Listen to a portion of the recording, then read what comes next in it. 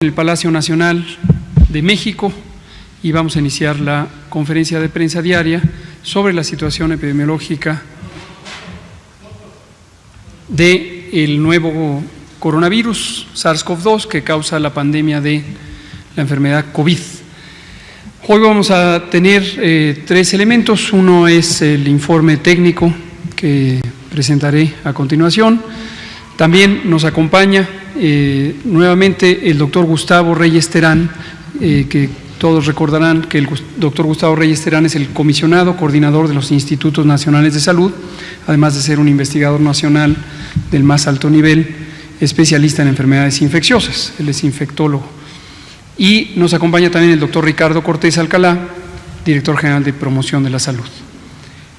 Vamos a empezar con el informe técnico y después el doctor Reyes Terán presentará.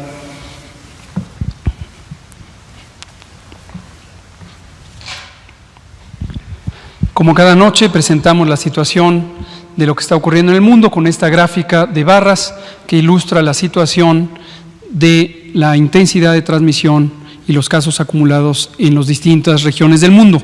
En las barras azules está lo que ocurre en Europa, en las barras amarillas lo que ocurrió más bien en el Pacífico Occidental. En verde apenas por notarse está la región de África y la región del Mediterráneo Oriental, y en rojo está lo que ocurre en nuestro continente, en América. Más de 2.241.000 casos se han acumulado desde el inicio de la epidemia en los primeros días de enero y 1.107.000, que son el 49%, son quienes han tenido la enfermedad en los últimos 14 días. Pueden notar, como lo decimos todos los días, que esta proporción ha ido disminuyendo. Esto es porque estamos apreciando ya que la epidemia en la región europea está en una fase, en algunos países ya en declive, en otros ya en una fase de estabilidad, donde ya no se están agregando una cantidad importante de personas enfermas en las últimas 2 semanas. Y llegará el punto en donde, conforme crezca la epidemia en la región de América, posiblemente este porcentaje volverá a repuntar porque estaremos en una epidemia activa. La letalidad global lentamente va ascendiendo en los distintos países. La siguiente. De lo que ocurre en las últimas 14 días, tenemos ya desde ayer que la región de América tiene una mayor frecuencia de casos recientes comparado con la región europea y desde luego comparado con los demás continentes. La siguiente.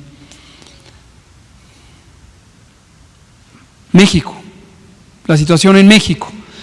Desde el primer caso que se presentó el 28 de febrero, hemos acumulado 8.261 casos acumulados, personas que se ha confirmado la infección por COVID, y muy desafortunadamente 686 personas han perdido la vida por esta enfermedad.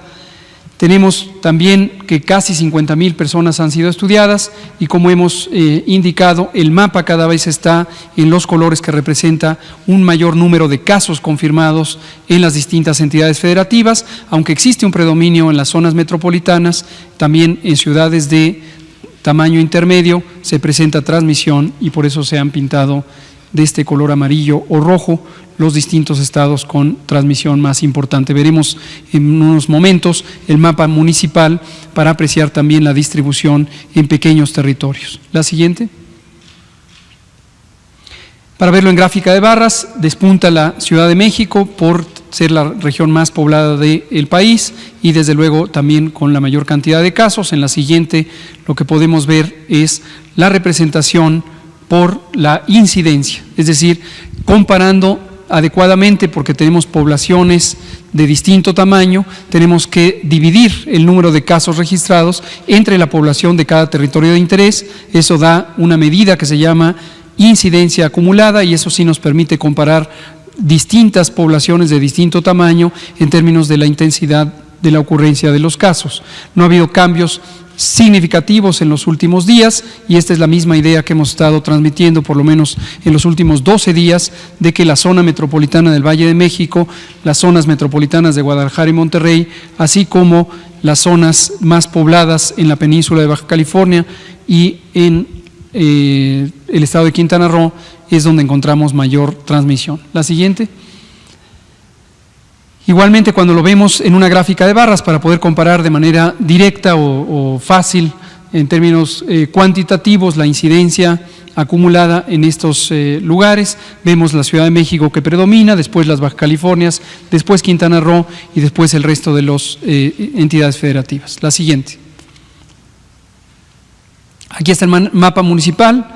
Les recuerdo que este mapa es parte de los datos abiertos del gobierno federal. Todo mundo puede hacer uso de este mapa, acceder a él y encontrar las bondades de su visualización. En el mapa en tiempo real, que se puede consultar en la página que está aquí abajo, hemos puesto ya todo en el sitio de gobierno de coronavirus.gov.mx, /datos, y este mapa es interactivo con pasar el cursor por cada uno de los municipios, se sobresale una ficha que indica la cantidad de casos confirmados. La siguiente, por favor. La distribución por edad, mismo mensaje. Las personas adultas mayores tienen una mayor proporción de casos o de personas enfermas que necesitan hospitalización, por eso las barras amarillas que representan a las personas con hospitalización o que requieren hospitalización sobresalen sobre las barras verdes para cada una de las categorías de edad mayores a 60 años. Por debajo de 60 años predominan los casos leves, pero también tenemos respecto a otras regiones del mundo una mayor cantidad de casos graves en adulto joven, y esto es producto de la grave, grande y larga epidemia de obesidad, sobrepeso, diabetes, hipertensión y las demás enfermedades crónicas, todas ellas asociadas a más de 4 décadas de mala alimentación, y hemos dicho, no solo ahora con COVID, sino desde hace mucho tiempo, está documentado científicamente que la mala alimentación no depende solo de la voluntad de las personas de lo que quieren y deciden comer, sino depende fundamentalmente de un exceso de oferta de alimentos de baja calidad, de muy alto poder calórico, muy bajo valor nutricional, y esto es lo que condiciona la dieta de las personas en México, porque hay un mayor acceso a los alimentos y las bebidas azucaradas que tienen muy bajo valor nutricional, pero muy alto poder calórico. Ese es el motor principal de la epidemia de obesidad, sobrepeso y diabetes en México. La siguiente. De acuerdo a la condición clínica de las personas al momento de su ingreso, tenemos esta cifra que ha variado muy poco.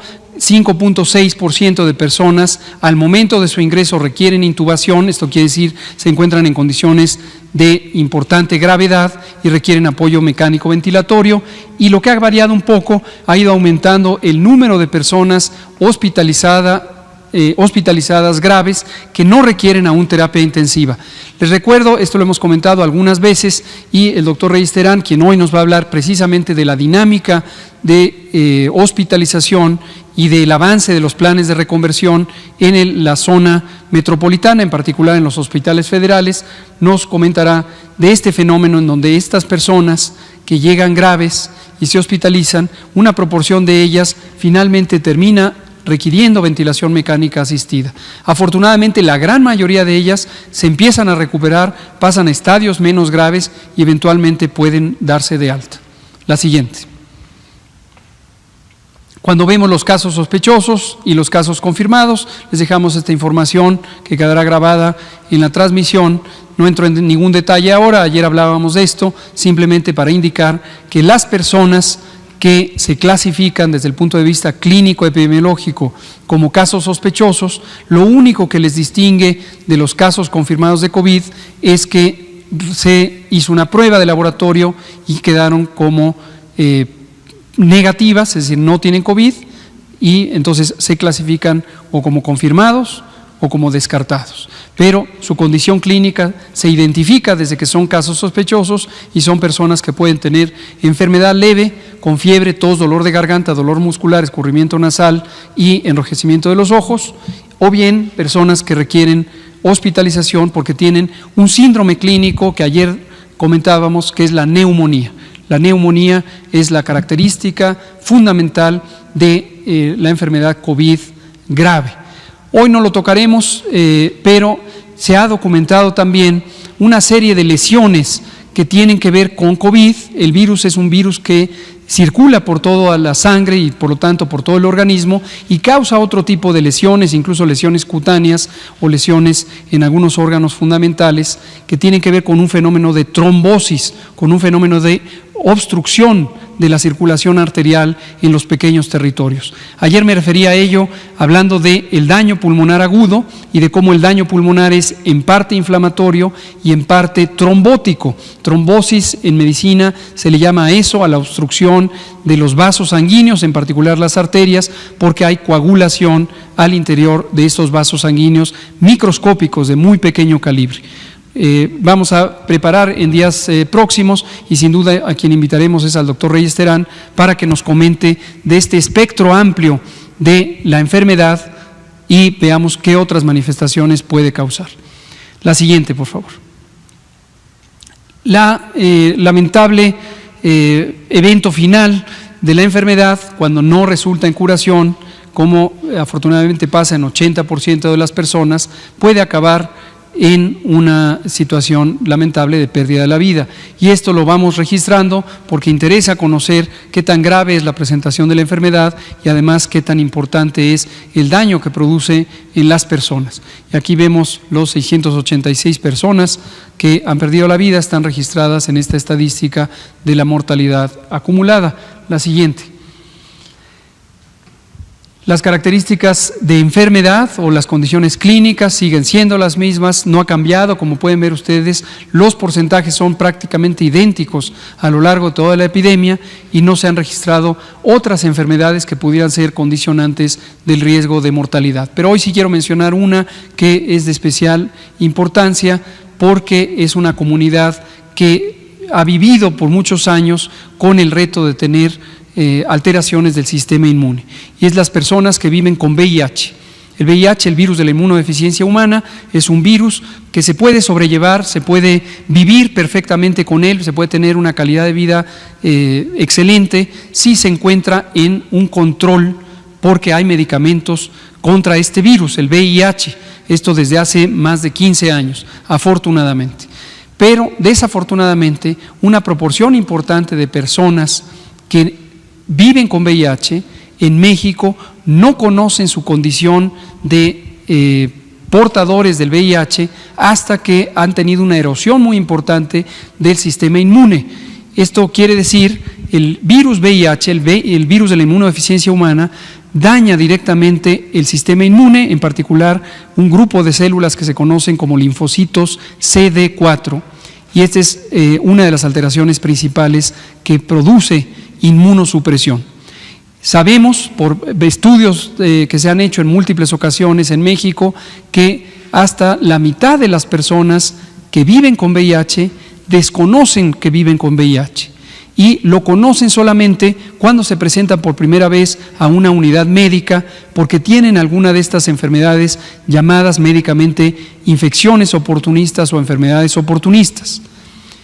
Aunque COVID no está considerada como tal una enfermedad oportunista que contribuya a la definición de la enfermedad que produce el VIH, que es el SIDA, el síndrome de inmunodeficiencia adquirida. El comportamiento es igual. Eventualmente COVID se integrará seguramente a la lista de infecciones oportunistas que puede presentar una persona que vive con VIH. Entonces, hoy domingo, 19 de abril, quiero recordar la importancia de realizarse la prueba de VIH en las distintas comunidades que se conoce tienen una mayor frecuencia de infección por VIH. Y es muy importante porque los recursos para realizarse la prueba en México son gratuitos, están a disposición por parte del gobierno federal, los gobiernos estatales, en distintas unidades de salud, también para las personas aseguradas, y es muy importante que se identifique tempranamente la condición de portador del VIH y en caso de que hubiera una erosión importante del sistema inmune, desde luego tomar las precauciones debidas. Desafortunadamente hemos tenido algunas personas con VIH que han perdido la vida directamente como causa del COVID. La siguiente.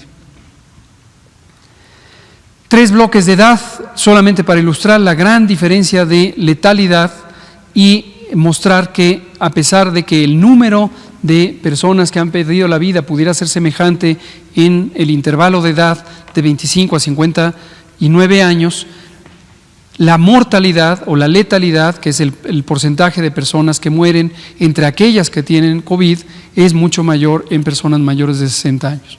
Y aquí hemos tenido algunos casos, esto ya lo comentamos, es un caso, afortunadamente solo uno hasta el momento, pero no deja de haber la posibilidad de que personas menores de 25 años que tienen otras condiciones de riesgo, en particular la inmunosupresión, por distintas causas, pudieran también tener este desenlace. La siguiente. La letalidad, cuando comparamos a los estados, está dispersa, tenemos letalidades amplias y letalidades no tan grandes. Y ayer quisimos destacar que esta letalidad grande en algunos estados, tomemos por ejemplo el primer tercio de los estados que están aquí en la lista, pudiera reflejar retraso en la demanda de servicios de salud. En su momento vamos a tener el enorme reto de poder dedicarle una cama, un ventilador, un equipo médico, los insumos a todas las personas que pudieran llegar enfermas en condición grave. Pero en este momento, salvo algunas regiones del país, no tenemos una saturación absoluta de los hospitales. Entonces, cuando en estas fases estamos viendo letalidades grandes, lo que nos hace pensar es en que hay un retraso en la demanda de servicios de salud. Y este es un llamado que quiero hacer hoy nuevamente a las personas y a los familiares de las personas que pudieran presentar los síntomas de COVID, fiebre, tos, dolor de garganta,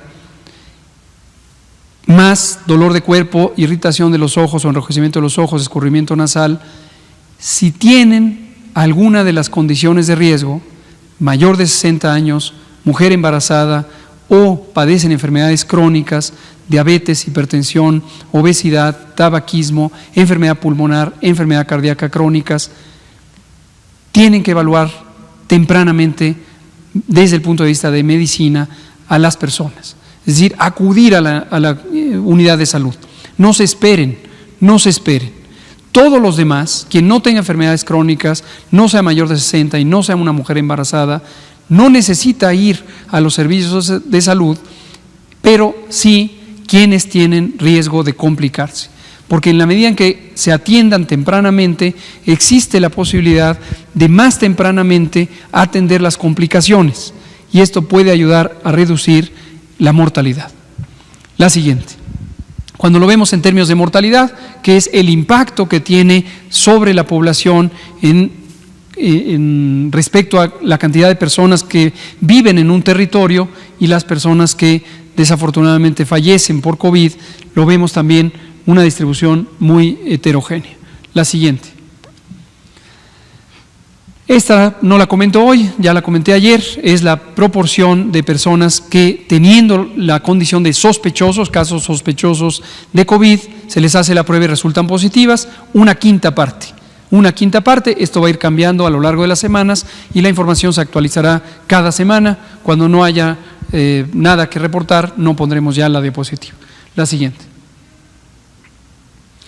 Finalmente, hemos integrado en una sola diapositiva las curvas que solíamos presentar porque nos interesa que vean en perspectiva el tamaño de cada conjunto de evolución de la enfermedad. Aquí están las personas que están sanas y luego presentan los síntomas de COVID, son casos sospechosos, se les realizan pruebas, puede ser que se confirma y son casos confirmados de COVID o se descarta y son personas que no tienen COVID. Quien tiene COVID finalmente tiene una evolución favorable en la mayoría de los casos, 80% se autolimita la enfermedad, se quita sola por efecto del sistema inmune y 15% requiere hospitalización, 5% puede requerir la terapia intensiva. Finalmente, tanto las personas con enfermedad leve, que en su mayoría son quienes se recuperan rápido, pero también una proporción no despreciable de personas con enfermedad grave, aunque tardan mucho más, pueden recuperarse. Y esto se ve en la curva anaranjada, que donde tenemos los casos sospechosos acumulados, son los que llegan de origen, luego tenemos los casos positivos acumulados, los casos confirmados en la curva roja, tenemos también los casos que se han recuperado y desafortunadamente las personas que han perdido la vida. Entonces, de este conjunto, que son los casos confirmados, se pueden distribuir al paso de 14 días en los casos leves, varios días más, hasta semanas, en las personas con enfermedad grave, en recuperados o en defunciones en alguno de los dos conjuntos. Me parece que es la última. ¿Sí? ¿Quedan dos más? Bueno, sí. Bueno, es lo mismo. Aquí quisimos hacer un detalle. Son los casos recuperados, aparecen en la línea de color aguamarina en la gráfica anterior para poderlos ver de manera más clara. Ahí está la suma, 3.087 casos, que alguno de ustedes me preguntaba ayer de manera específica. Y aquí, la curva epidémica, tenemos los nuevos casos confirmados, 764, es un incremento de 10% con respecto a lo que había el día previo, y este porcentaje, aunque se mantiene estable, es un porcentaje de un conjunto mucho mayor de casos, y esto es lo que nos da el crecimiento exponencial. Es decir, aunque aumentemos 10% todos los días, es 10% de un conjunto mayor de casos. Y esto quiere decir que la epidemia sigue activa. Y cierro con esto, recordarles que aunque hemos dicho que ya definimos una respuesta positiva, que pudimos estimar una respuesta positiva a las medidas de mitigación, la epidemia no se ha acabado. Entonces no hay que confundirnos pensando con que la epidemia ya se acabó, ya podemos volver a las actividades normales. No, de ninguna manera. Por esa razón decidimos que se extiende hasta el 30 de mayo, el periodo de sana distancia, la Jornada Nacional de Sana Distancia. De ninguna manera piensen que la epidemia ya va de bajada, ya va de salida, ya tenemos pocos casos. No, la epidemia está justamente en su fase de aceleración, como se ve en esta gráfica. Esto no es algo que nos agrade a nadie, y por eso desde la fase 2, aquí implantamos las medidas de sana distancia, precisamente porque este es el momento de máximo efecto positivo en la reducción de los contagios. Pero los contagios van a seguir, y lo que tenemos que lograr es que sean en menor velocidad, para que esta curva se vaya aplanando cada vez más. La oportunidad no se ha perdido, la oportunidad es continua. Quédense en casa, quédate en casa, sigue vigente y seguirá vigente hasta el 30 de mayo. Gracias. Doctor Reyes Terán, por favor. Buenas noches y muchas gracias, doctor Hugo López-Gatell. Quiero presentarles, si me pasan la primera, por favor. Bien. Solo para recordarles de la atención médica a los pacientes con COVID. Saben bien, los pacientes con síntomas leves o moderados, el aislamiento domiciliario es el tratamiento que debe darse y con las medidas de salud pública que hemos insistido y repetido una y otra vez. Me voy a concentrar en la otra parte de la gráfica, en los pacientes con síntomas graves. Voy a dividirlos en dos: los pacientes no críticos, que no requieren una unidad de terapia intensiva, sino una sala de hospital. Generalmente tienen requerimientos de oxígeno para mantener la buena función de sus órganos y generalmente también tienen un mejor pronóstico. En la otra parte, que también quiero enfatizar, es la de los pacientes en estado crítico. Son los pacientes más graves que requieren de una unidad de terapia intensiva, y esa unidad de terapia intensiva significa en su unidad fundamental un cuarto que debe tener ciertas características. No es cualquier cuarto, es un cuarto donde el paciente seguramente va a estar intubado, va a requerir una ventilación mecánica asistida por un aparato y por tanto requiere un ventilador, requiere un monitor de sus signos vitales y de otros parámetros, tanto respiratorios como hematológicos. Requiere de bombas de infusión, por lo menos 4 o 5 por cada paciente, para infundir medicamentos para tratar de mantenerlo estable. con un estado de salud lo más estable posible. Recuerden que tiene disfunción de sus órganos y de otros accesorios como un videolaringoscopio que permite una intubación con mayor precisión y sin exponer al personal de salud que lo está realizando. Como requisitos generales, es importante también recordar el uso de los médicos o del personal médico y el personal de enfermería en estos cuartos, de los equipos de protección personal, muy especiales también, y bajo la premisa, en todo el contexto que les he contado, con relación a la atención hospitalaria médica de COVID-19, es que otros pacientes con otros diagnósticos no sean desatendidos. En la Comisión Coordinadora de los Institutos Nacionales de Salud y los hospitales federales y de alta especialidad distribuidos en Ciudad de México y Estado de México y también otros 6 estados de la República o 5 estados de la República, en total son 26 de los Institutos Nacionales de Salud, 10 ven pacientes, 3 no ven pacientes, y de los 10 elegimos a los que desde nuestro punto de vista fueron los más ideales para atender a pacientes con COVID, y ellos fueron el Instituto Nacional de Enfermedades Respiratorias, por esa experiencia que ha tenido particularmente desde el año 2009 con la pandemia de influenza H1N1 hasta la actualidad. Pocos saben, pero el INER reconvierte su hospital, es decir, cada temporada de influenza, dependiendo de la gravedad de la temporada, el INER utiliza otras zonas del hospital, usualmente no consideradas para cuidados intensivos, y los convierte en unidades de cuidados intensivos para aumentar la capacidad y atender apropiadamente a los pacientes con influenza que tienen un estado de salud crítico.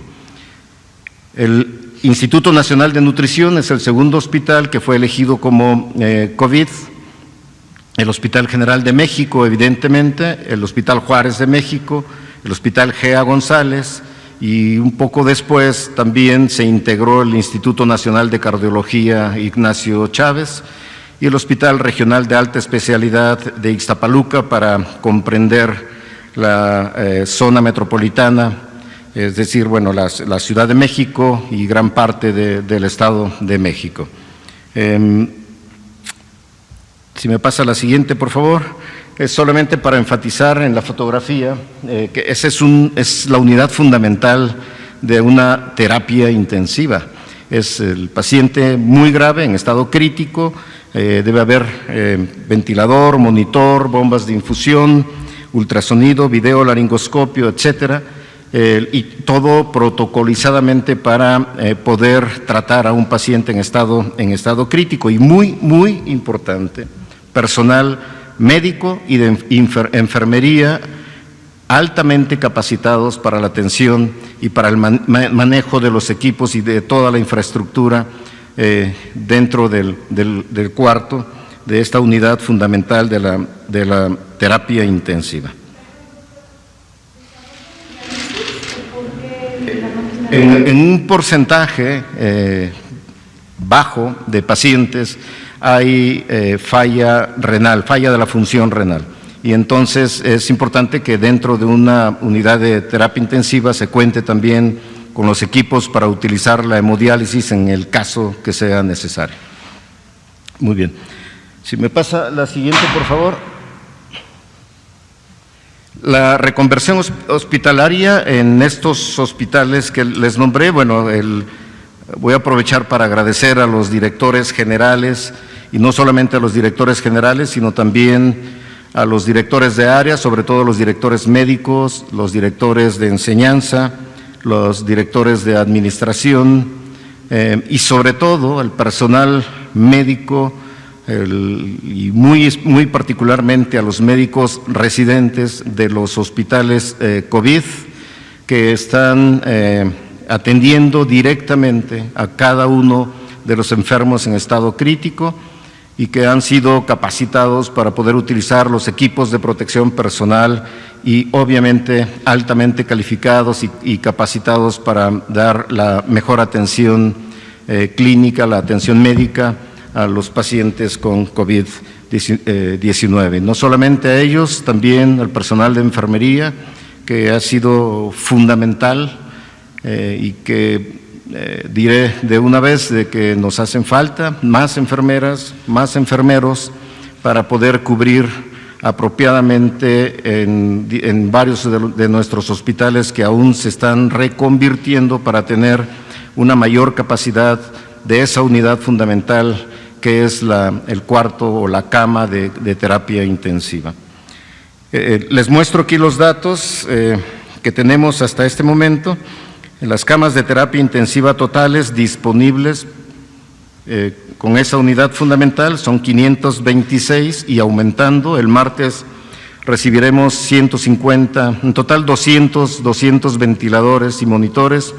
150 de ellos se irán para los hospitales de Ciudad de México y Estado de México, repartidos en 60 en el Hospital General de México, 50 en el Hospital Regional de Alta Especialidad de Ixtapaluca, 25 en el INER y 15 en el Instituto Nacional de Ciencias Médicas y Nutrición Salvador Subirán, para un total de 150 ventiladores y monitores. Esta distribución se hizo de acuerdo a la capacidad instalada, a la capacidad de reconversión que tiene cada uno de los hospitales para incrementar el número de camas hasta un total de 526 más 150. En las camas ocupadas hasta hoy a mediodía más o menos, son 449 personas en estado crítico.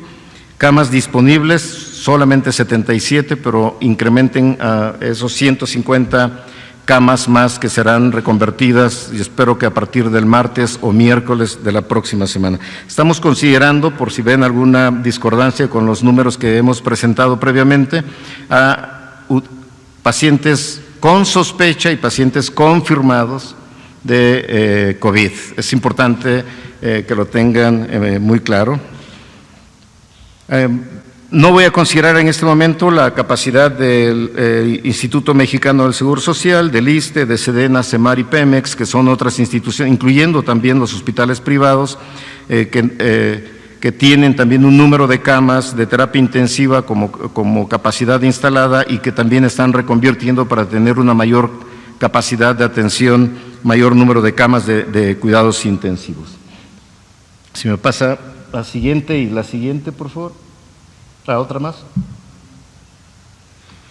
Bien, ¿cuál sería el plan en el caso de que tengamos una saturación como estamos ya llegando, y eso se hizo público desde ayer en esta zona, en el área metropolitana del Valle de México, y el plan que hemos propuesto es el siguiente: utilizar las camas obviamente de los institutos nacionales de salud, de los hospitales COVID, de los hospitales federales, del Hospital Regional de Alta Especialidad de Ixtapaluca, y que si nos llegáramos a saturar, otras instituciones recibirían a los pacientes teniendo o no seguridad social para cubrir la demanda que pueda existir y que seguramente va a existir en las próximas semanas. Y nos va a dar tiempo, pues estamos trabajando ya en lo que hemos llamado magna reconversión hospitalaria. No es cosa fácil para mantener funcionando bien a esas camas, esa unidad funcional de terapia intensiva, con todo lo que conlleva dentro. Es importante tener un sistema eléctrico, electrónico, con mucha capacidad, equipos como compresores, el reservorio de oxígeno, mezclador de gases, presurizadores, etcétera, y que requieren de una infraestructura en cada una de las instalaciones de los hospitales, y que nosotros estamos trabajando en este momento para aumentar esa capacidad, sobre todo en dos hospitales que son INER y Nutrición, que nos permitiría dar una cantidad de camas cercana a las 300 más de cuidados intensivos, si todo sale bien, y obviamente estamos en espera de los ventiladores y monitores que son fundamentales para cerrar el círculo y tener realmente esa capacidad máxima que podríamos tener para atender a los pacientes con COVID. Pienso que suficiente por ahora. Correcto. Gracias. Muchas gracias, doctor Reyes Terán. Finalmente, como pueden ver, todos los aspectos de la epidemia van avanzando a un tiempo, de acuerdo a las distintas fases, de acuerdo a los distintos momentos de oportunidad. Hoy hemos presentado, como todas las noches, el informe técnico, el informe epidemiológico, donde hablamos de las personas con enfermedad, su confirmación, hospitalización, etcétera.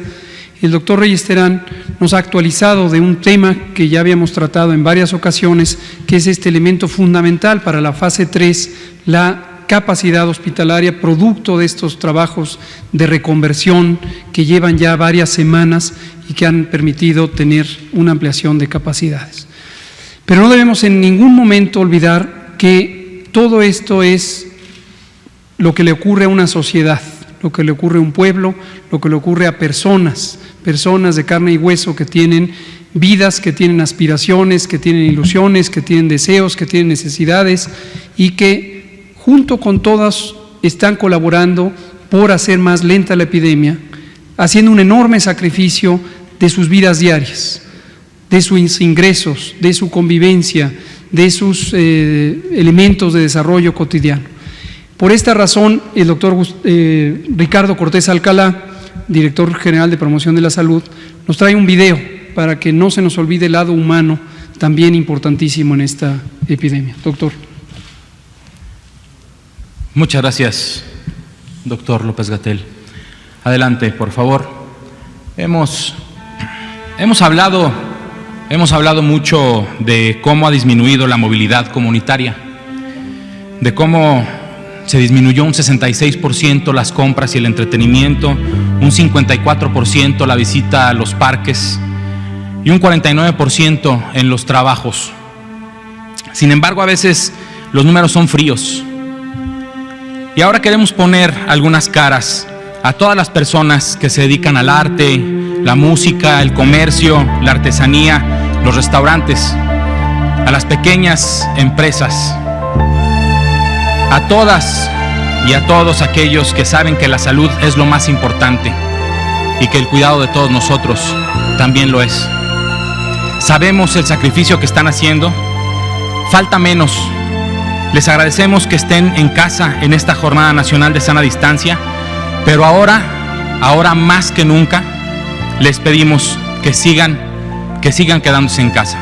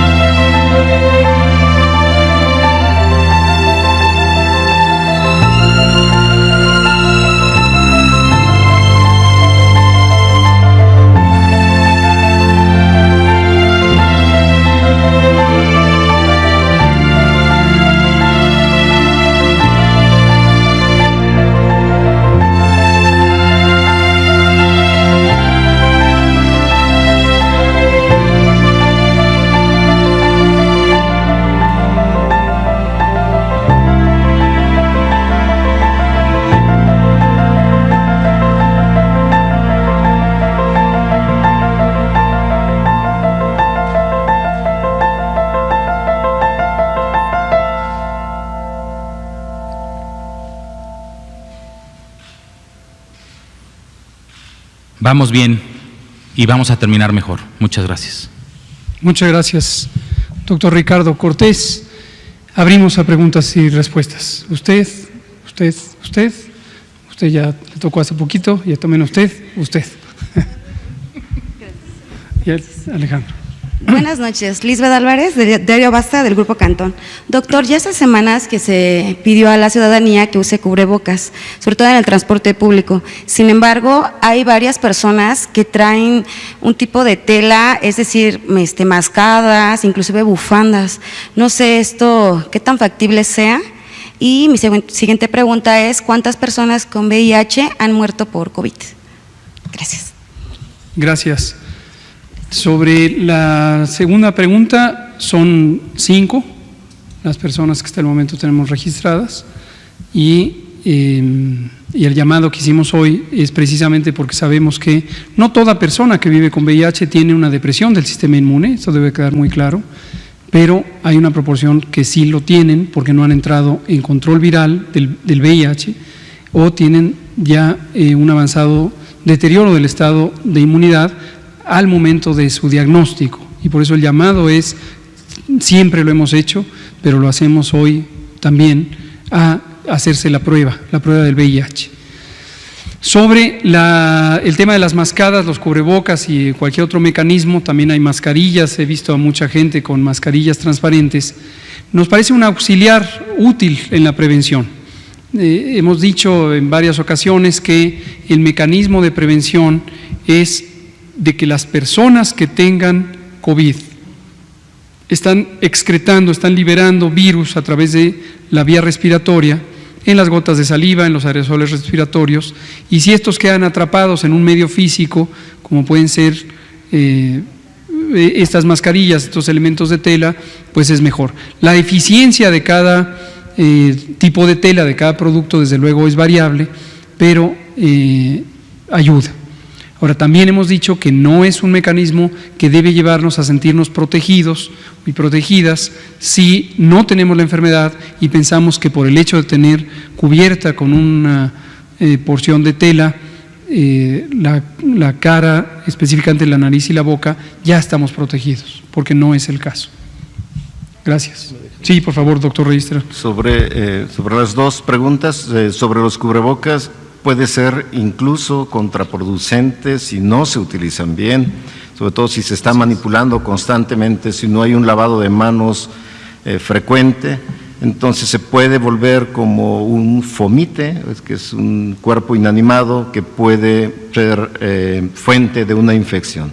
Entonces, si se va a usar cubrebocas, por favor, úsenlo bien puesto. Debe cubrir nariz y boca y no debería ser manipulado en ningún momento. No es fácil mantenerlo, es difícil. Y sobre la pregunta sobre pacientes con VIH, a mí me gustaría agregar que los pacientes, las personas con VIH que reciben tratamiento antirretroviral y están perfectamente bien controladas, y eso significa que su carga viral está indetectable, sus CD4, sus células de sus defensas están dentro de lo normal, pueden tener un resultado al infectarse con el SARS coronavirus 2 muy similar a la persona que no tiene VIH. Y ha ocurrido, hay por lo menos unas 10 personas con VIH que se han infectado, quizá un poco más, y que están recibiendo tratamiento y que tienen controlada la infección y que han resuelto perfectamente bien la infección por el coronavirus. Gracias. Natalia Vitela, de Reforma. Gracias. Buenas noches. Hablaban precisamente de la saturación que ya hay en hospitales de la Ciudad de México y en el Estado de México.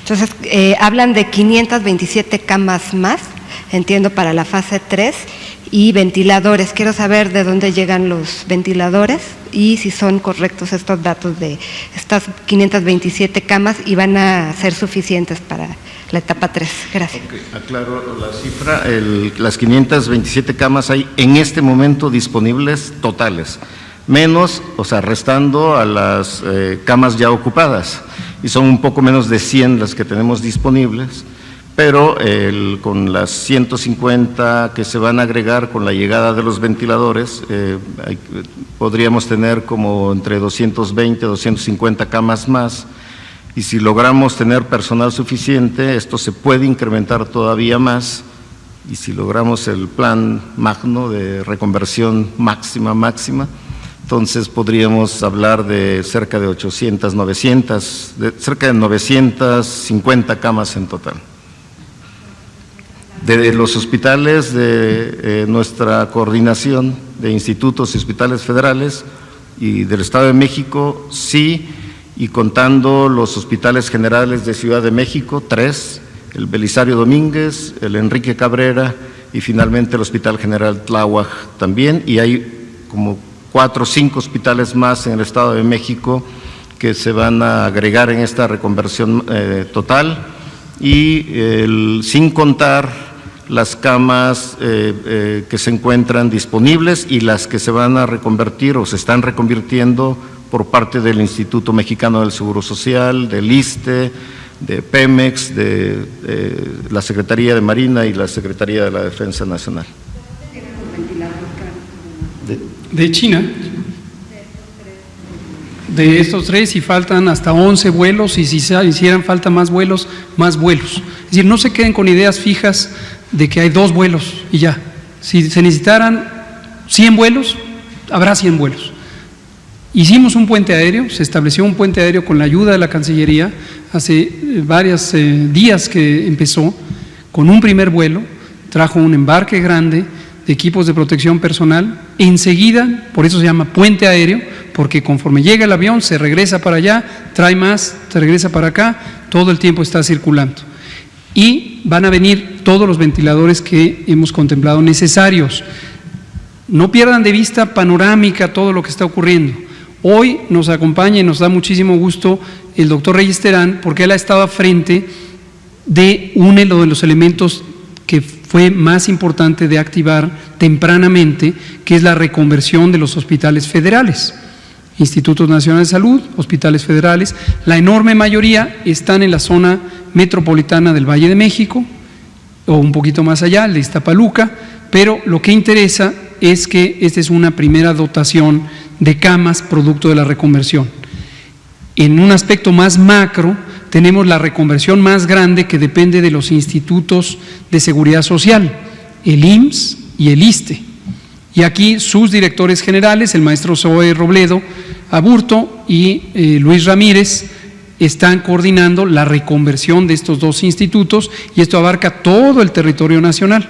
Para que esa reconversión sea efectiva, en cada una de las entidades federativas se coordina con la autoridad sanitaria de cada uno de los estados. Además, tenemos el convenio que se firmó con el sector privado para tener una dotación adicional de camas. Además, tenemos algunas experiencias concretas de colaboración, por ejemplo, aquí en la Ciudad de México, con el Centro Banamex, como un centro especial reconvertido para la atención. Es decir, todo esto es muy grande. Cada vez que vean un pedacito, no se pierdan de vista el todo. Recuerden lo que hemos dicho de todo lo demás. Ventiladores llegarán 200 en el próximo embarque, que estará llegando, si no es mañana, es pasado mañana, y otros 200 vendrán, y aparte tenemos los 1,000 que ya nos ofreció Estados Unidos, se le pidieron 10,000 y siguen buscando. Entonces, ahí vamos con todo esto. Gracias. Nos quedan 7 minutos, vamos a darle la palabra a usted y nos regresamos acá con usted. Buenas tardes, doctor. Héctor Mireles, para el canal de Glucosa Atómica y Doctor Politécnico en Facebook.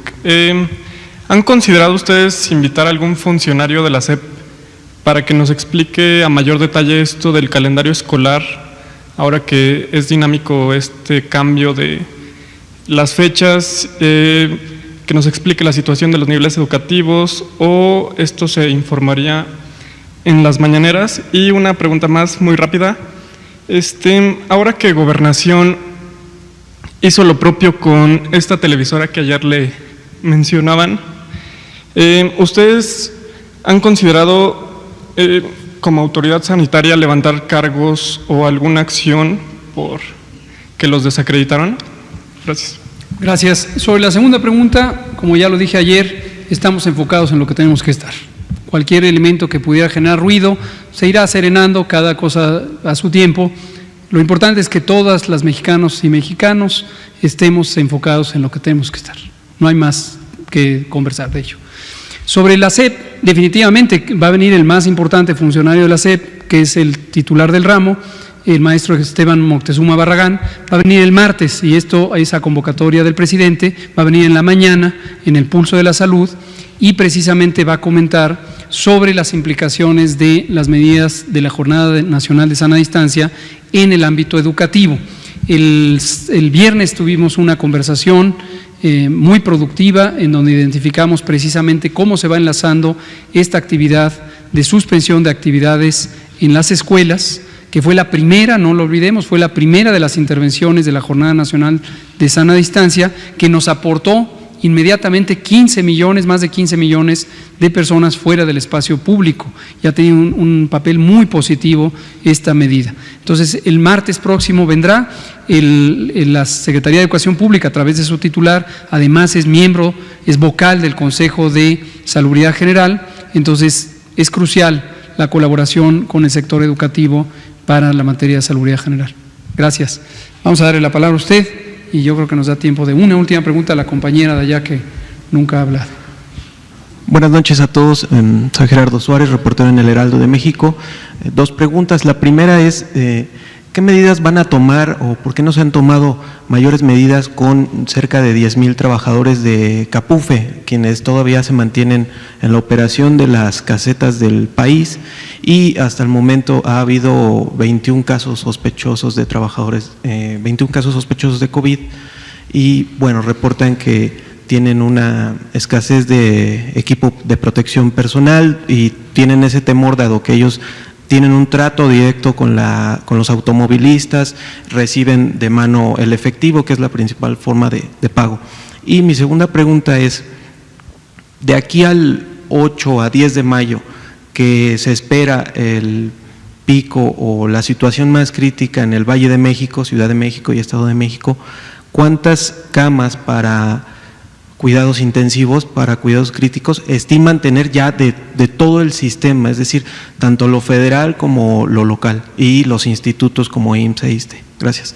Gracias. Lo segundo lo estamos informando periódicamente.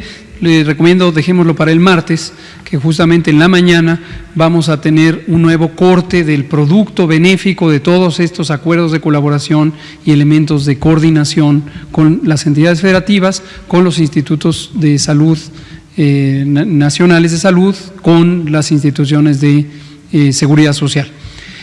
Sobre Capufe, definitivamente la actividad de las carreteras, incluyendo las que son de peaje, es una actividad esencial, y así fue considerada en el acuerdo del 31 de marzo como una actividad esencial que no puede parar, no debe parar, porque precisamente es lo que garantiza la logística de distribución, no solo de insumos para la salud, de toda la vida pública en el territorio nacional.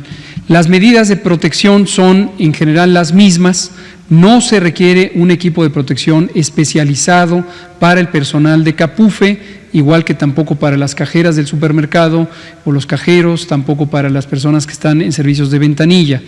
Se ha recomendado, las medidas generales están en los lineamientos técnicos correspondientes. En su momento fueron no solamente compartidos, sino elaborados con el conjunto de las instituciones del sector, con Secretaría de Turismo, Secretaría de Comunicaciones, Secretaría de Educación Pública, y para cada espacio físico donde hay una entidad profesional, una actividad profesional, se definieron los protocolos técnicos de prevención y promoción. ¿Sería una forma de pago distinta al efectivo? Incluso ellos han planteado que en un caso extremo se levanten las plumas o algo así para prevenir la salud de… Tendrá que revisar la Secretaría de Comunicaciones y Transportes de qué manera puede encontrar un mecanismo eficiente de cumplir su función y conservar los principios de protección del personal. Última pregunta, colega, por favor. Buenas noches, Paola Betancourt de Multimedios Televisión. El día de ayer en nuestro medio se documentó el fallecimiento de un hombre por COVID-19 en la alcaldía Miguel Hidalgo. Este hombre comenzó con síntomas leves, atendió esta medida justamente de quedarse en casa y se fue agravando. Sus familiares refieren que llamaron a una ambulancia, pero esta ambulancia tardó tanto que ya cuando llegó pues el hombre había fallecido. Cuando llega esta ambulancia comentó que pues no tenía el equipo necesario de bioseguridad para justamente trasladar el cadáver cadáver y pasaron 10 horas para que pudiera trasladarse el cadáver de este hombre, contrario a lo que se establece en la guía de manejo de cadáveres que justamente pusieron a disposición.